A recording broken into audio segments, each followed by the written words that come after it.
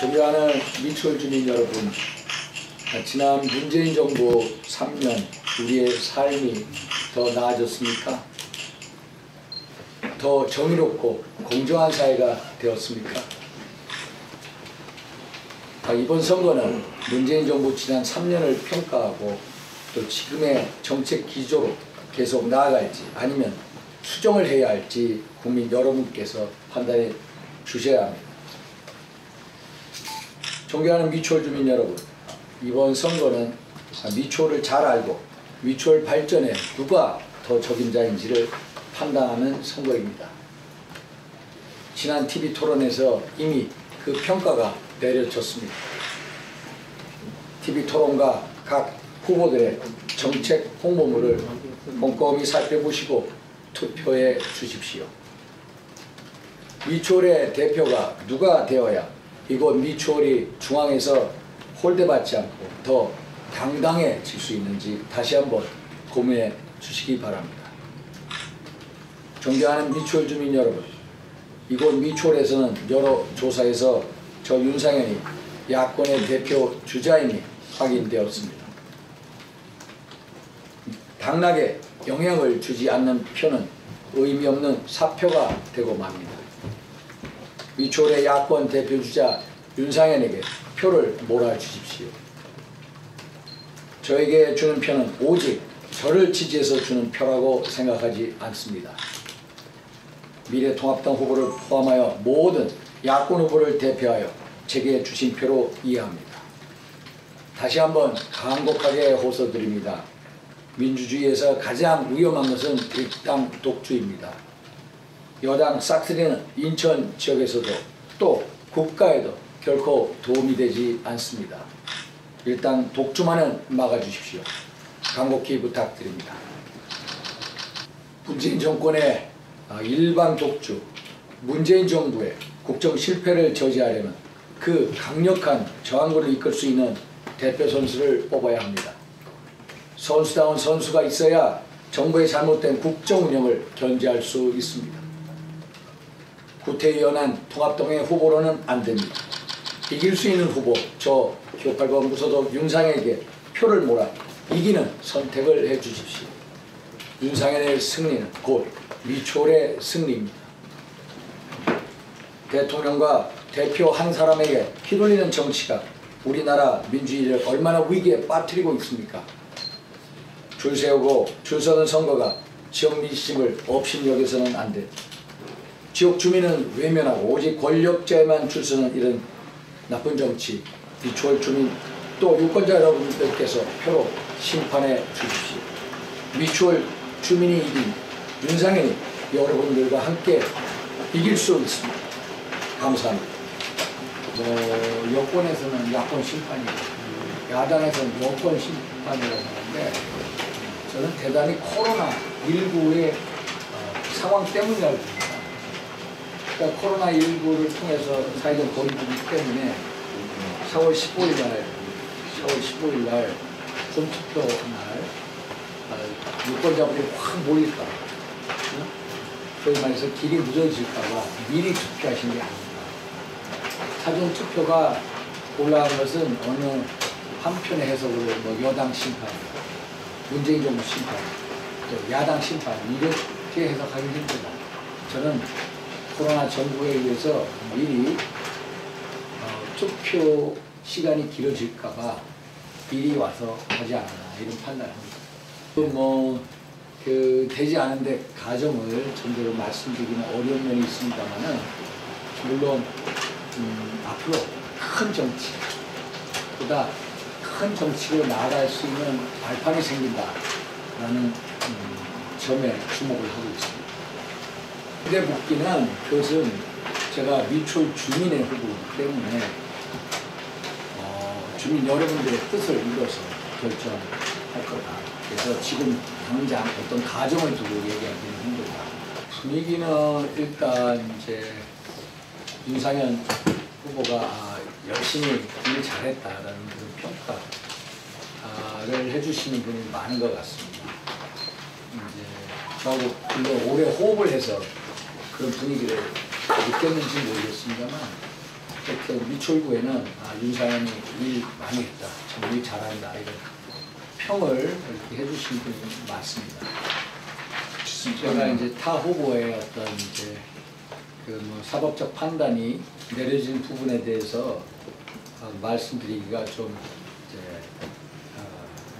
좀 뭐라거나 곤란한 면이 있습니다만은, 일단 그 같은 민주당 내에 경선 후보자에 의해서 선관위에 신고가 됐고, 또 선관위가 종합적으로 판단해서 검찰에 고발을 했고, 또 허위사실 공표라는 게 본인이 본인의 경력을 허위사실 공표를 할 때는 대단히 엄중하다는 걸 알고 있습니다.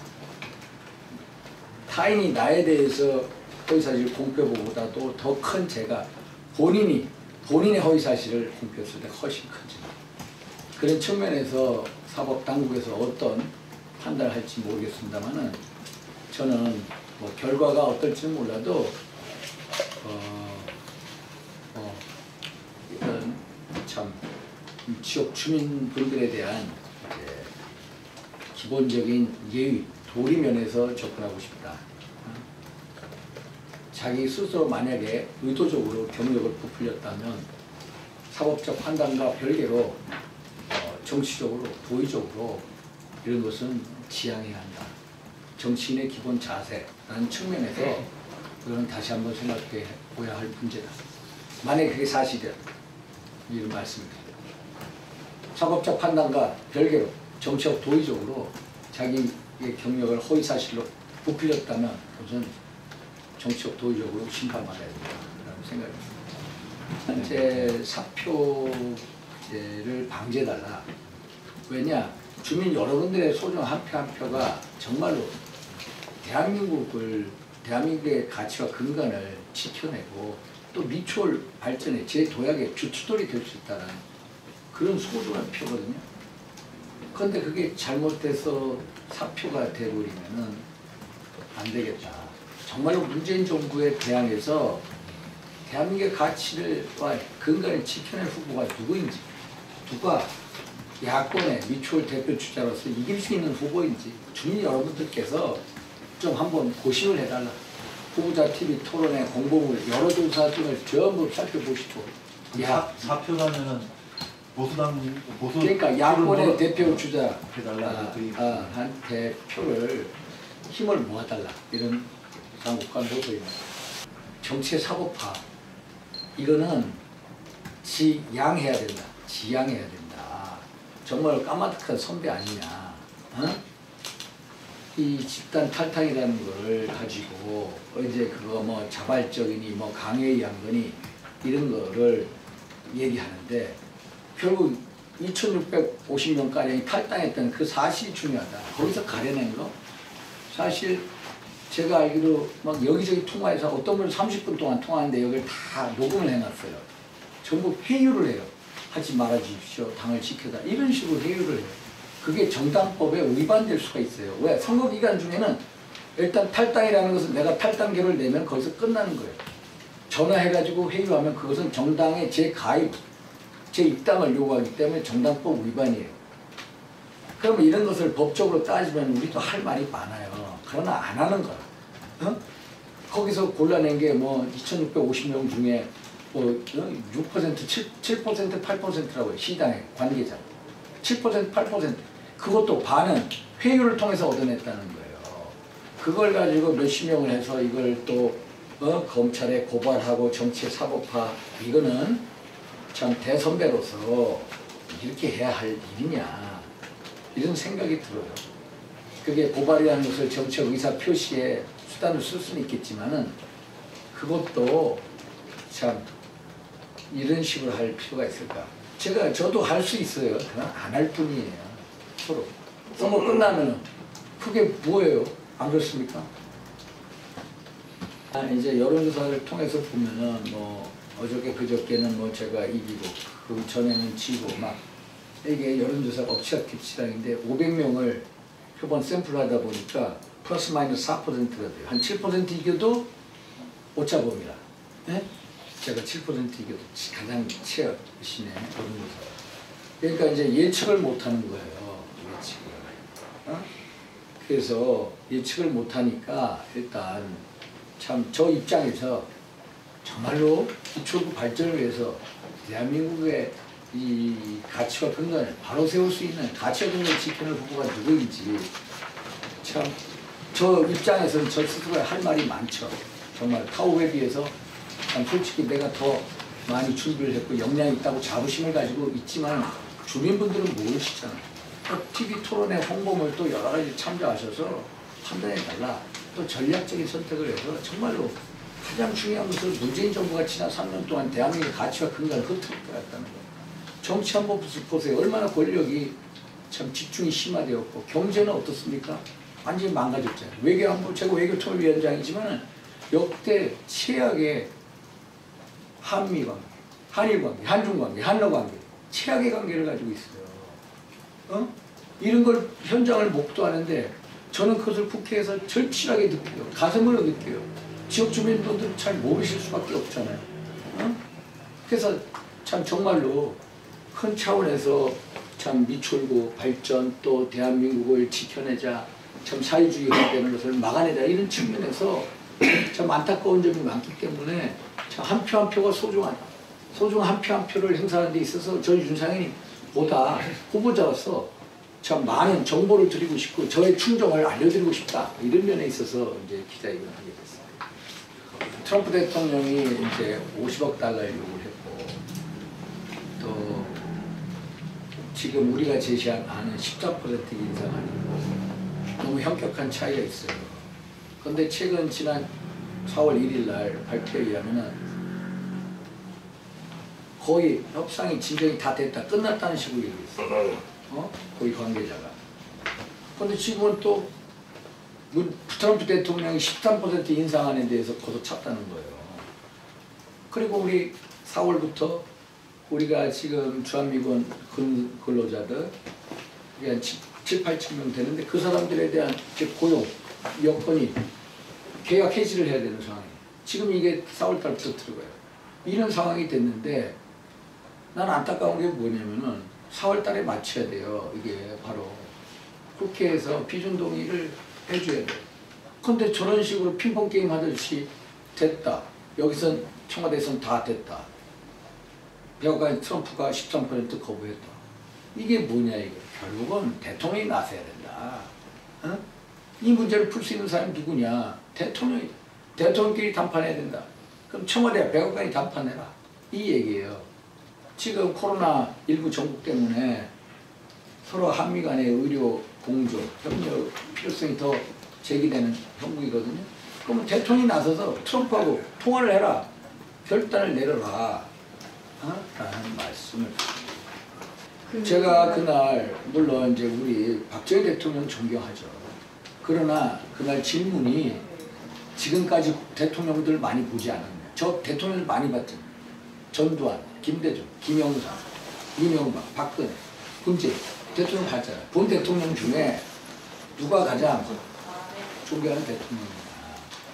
아니 참 우리 안상수 후보 진영에서는 그걸 가지고 네거티브를 해요. 윤상현이가 김대중을 대통령을 존경한다고 하는데 무슨 보수냐. 참 그 네거티브를 제가 보여드릴게요. 참 이 수준이 후보의 수준이 그것밖에 안 되는 거예요.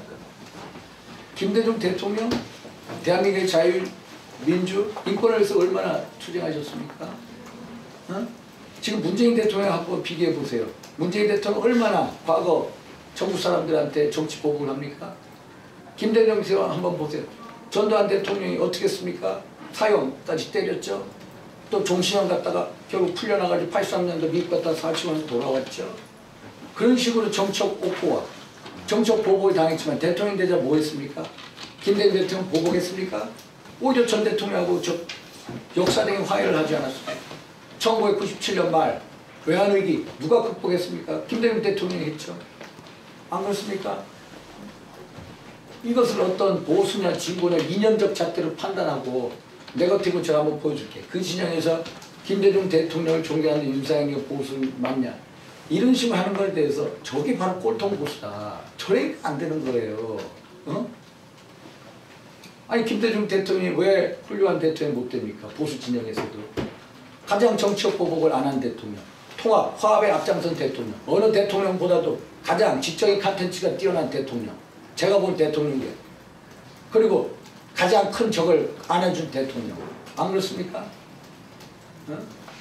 그런 면에 있어서 평가를 해야지 보수와 친분의 이념적 잣대로 평가하고 그걸 가지고 네거티브 소재를 삼는 그 후보를 보면서 야, 참 이분하게 미추홀의 미래를 맡기면 더더욱이 안 되겠구나.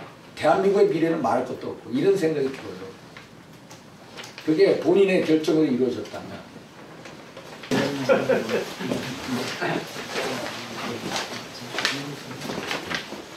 감사합니다.